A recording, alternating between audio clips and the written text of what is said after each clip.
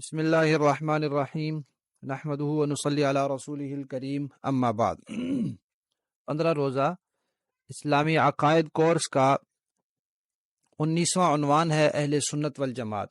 اس عنوان کا مطلب اور مصداق سمجھنے سے پہلے یہ بات سمجھنی ضروری ہے کہ اختلاف کچھ لوگوں میں، کسی گروہ میں، کسی جماعت میں آپس میں اختلاف ہو جانا ایک فطری بات ہے۔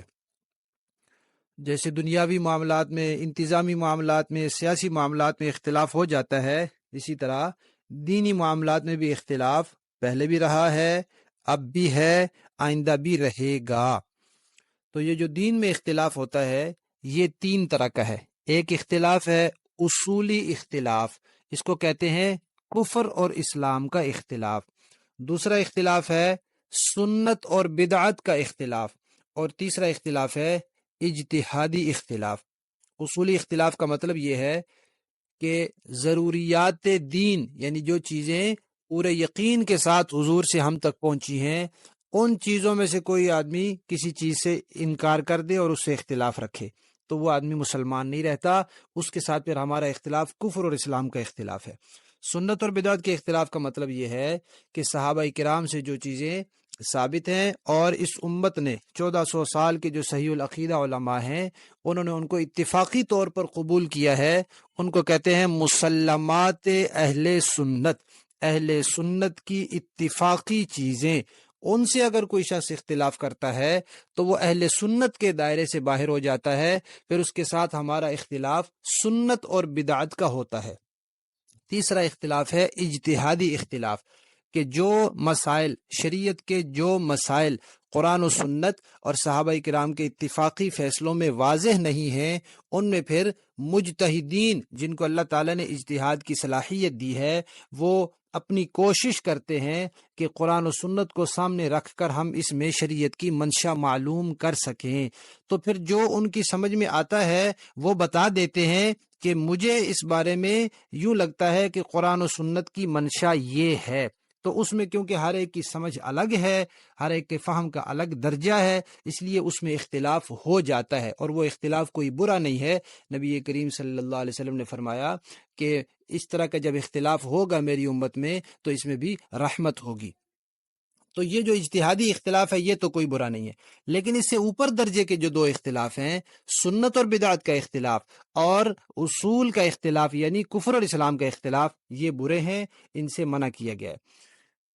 قرآن پاک میں اللہ تعالیٰ فرماتے ہیں، سورہ آل عمران کی آیت نمبر 104 ہے، وَلْتَكُمْ مِنْكُمْ أُمَّةٌ، کہ ایک امت قیامت کے دن، قیامت تک ایسی ہونی چاہیے جو لوگوں کو نیکی کی طرف بلائے اور برائی سے منع کرے۔ تو ظاہر بات ہے کچھ لوگ ہوں گے جو نیکی کی طرف نہیں آ رہے ہوں گے تو ان کو بلایا جائے گا، اور کچھ ہوں گے جو برائی میں مبتلا ہوں گے تو ان کو منع کیا جائے گا۔ تو یہ نیکی سے اختلاف رکھنے والے ہوں گے اور برائی سے نہ بچنے والے ہوں گے۔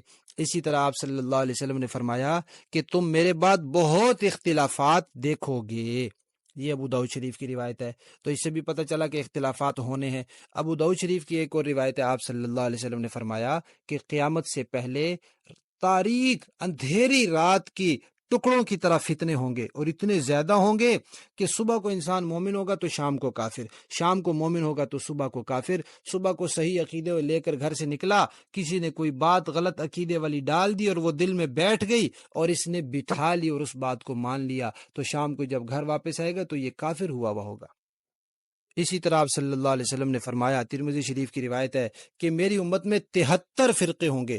تو یہ ساری یہ آیت قرآن پاک کی اور آپ صلی اللہ علیہ وسلم کی یہ روایات بتا رہی ہیں کہ اس امت میں عقیدے کا اختلاف ہوگا، سنت و بدعت کا بھی ہوگا اور کفر اور اسلام کا بھی ہوگا، لیکن اسے پسند نہیں کیا گیا، اس سے منع کیا گیا ہے، اس اختلاف کو ناجائز قرار دیا گیا ہے۔ اللہ تعالیٰ فرماتے ہیں وَاعْتَصِمُوا بِحَبْلِ اللَّهِ جَمِيعًا وَلَا تَفَرَّقُوا، کہ آپس میں تفرقے بازی نہ کرو، اللہ کی رسی کو مضبوطی سے پکڑو۔ اور یہ جو دوسری آیت ابھی ہم نے سورہ آل عمران کی پڑھی، اس میں بھی اللہ تعالیٰ نے اس جماعت کی تعریف کی ہے کہ ایک جماعت ایسی ہونی چاہیے جو لوگوں کو خیر کی طرف بلاتی، یعنی جو صحیح عقیدے کو چھوڑ رہے ہیں ان کو بلاؤ، جو صحیح عمل کو چھوڑ رہے ہیں ان کو صحیح عمل کی طرف بلاؤ۔ یہ اختلاف برداشت نہیں ہے، سنت اور بدعت کا اختلاف برداشت نہیں ہے، اور کفر اسلام کے اختلاف برداشت نہیں ہے، صحیح عمل کو چھوڑ دینا برداشت نہیں ہے، تو صحیح عقیدے کو چھوڑ دینا کہاں برداشت ہوگا؟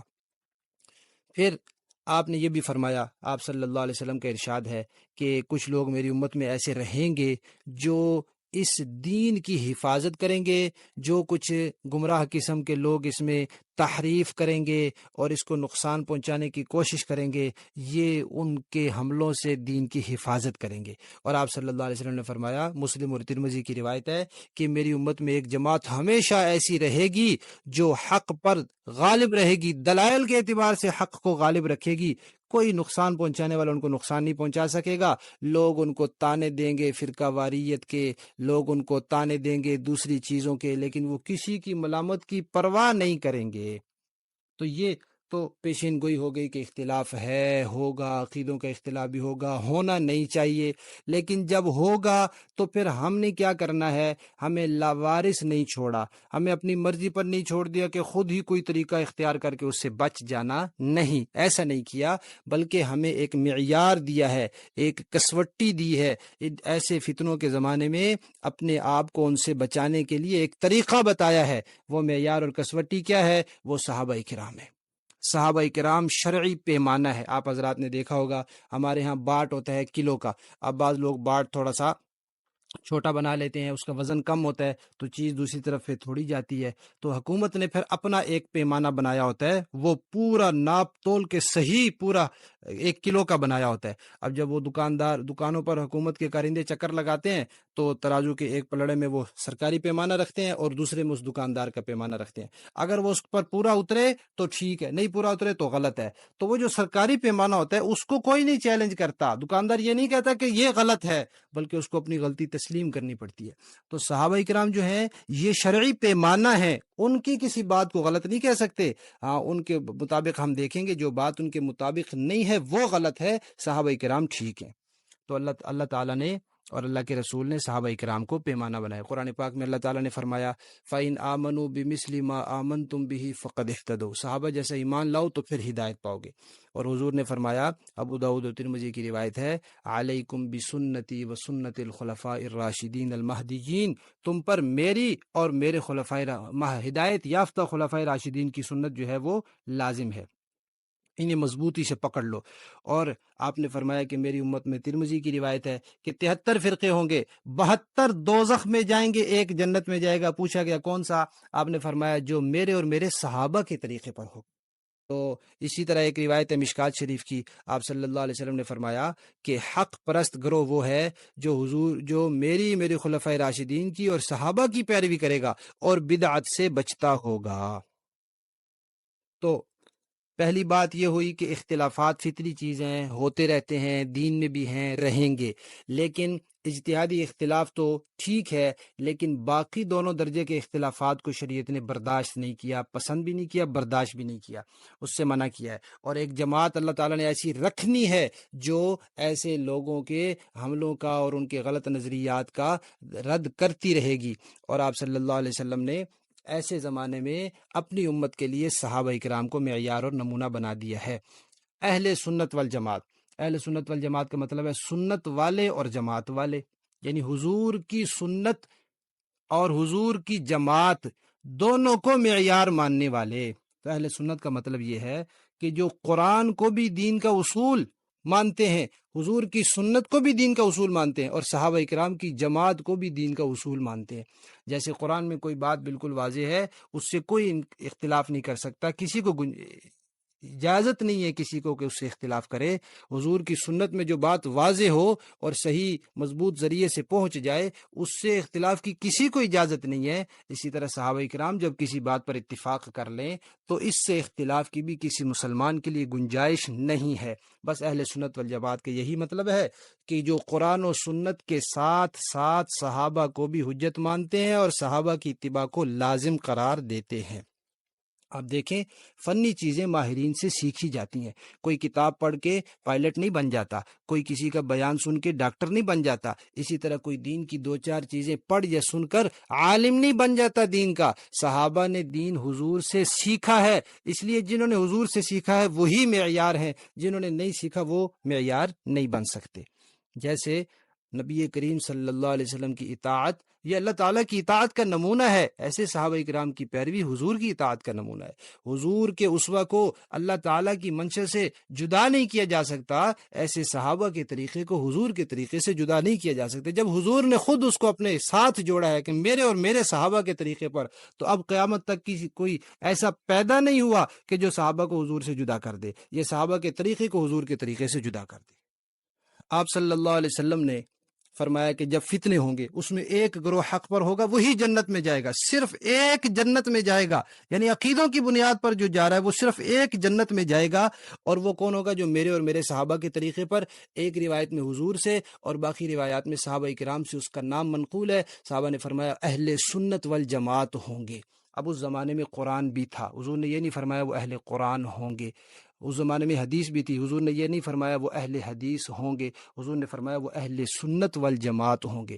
اب اگر کوئی اہل سنت والجماعت کا عنوان چھوڑتا ہے، کسی اور طرف جاتا ہے، تو گویا اس کو حضور اور صحابہ کا دیا ہوا عنوان پسند نہیں ہے، اس عنوان کے تحت جو اصول، ضابطے اور عقائد آتے ہیں وہ پسند نہیں ہے، وہ ان سے فرار اختیار کرنے کے لیے دوسرا عنوان اختیار کرتا ہے۔ تو جب اس کو حضور اور صحابہ کا دیا وہ عنوان پسند نہیں ہے تو گویا اس کو اسلام پسند نہیں ہے۔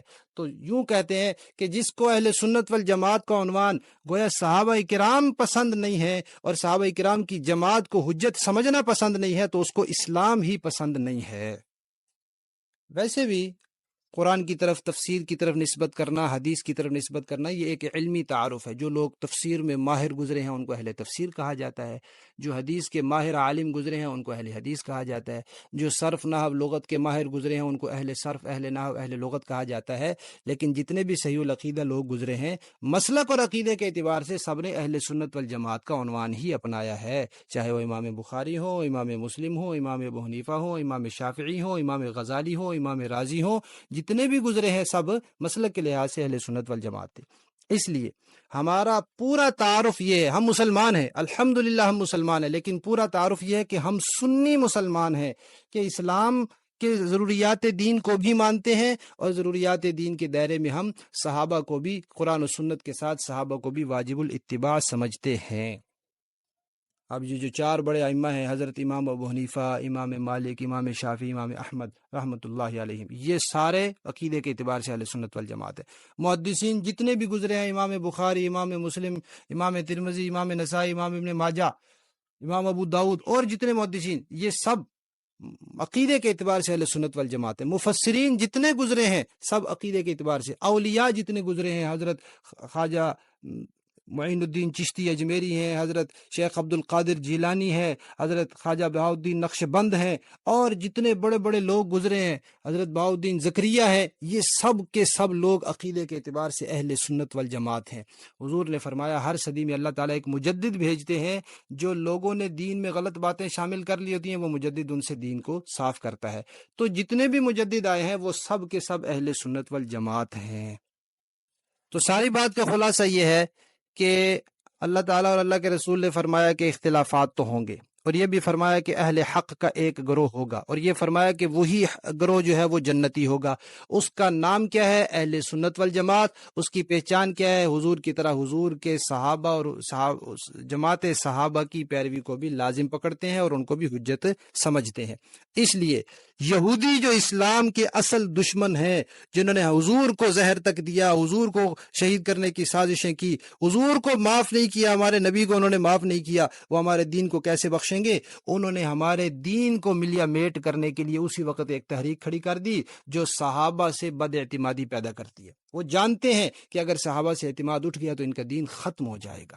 اس لیے ہم نے اگر اس سازش کو ناکام کرنا ہے، وہ جو ہمارے نبی کی جان کے، ذات کے، دین کے، ہر چیز کے دشمن تھے، اللہ نے فرمایا کہ جو وہ کہتے تھے جبرائیل ہمیں پسند نہیں، عذاب لے کر آتا ہے، اللہ نے فرمایا جو جبرائیل کا دشمن ہے وہ میرا بھی دشمن ہے۔ تو جو ہمارے خدا کے دشمن ہیں، ہمارے نبی کے، ہمارے دین کے دشمن ہیں، اگر ان کی سازشوں سے ہم نے اپنے آپ کو، اپنے دین کو بچانا ہے تو صحابہ پر اعتماد کو مضبوط کرنا ہے۔ اسلام باقی رکھنا ہے تو صحابہ کے پیچھے چلنا ہے، حضور کو راضی رکھنا ہے، صحابہ کی اتباع کرنی ہے، اللہ تعالیٰ کو راضی رکھنا ہے تو صحابہ کی پیروی کرنی ہے۔ اگر صحابہ نہیں ہیں تو نہ اسلام ہے، نہ دین ہے، نہ حضور کی اتباع ہے، نہ اللہ تعالیٰ کی رضا ہے۔ بس یہی ہے اہل سنت والجماعت کا مطلب، کہ قرآن و سنت کے ساتھ صحابہ کی اتباع بھی لازم ہے۔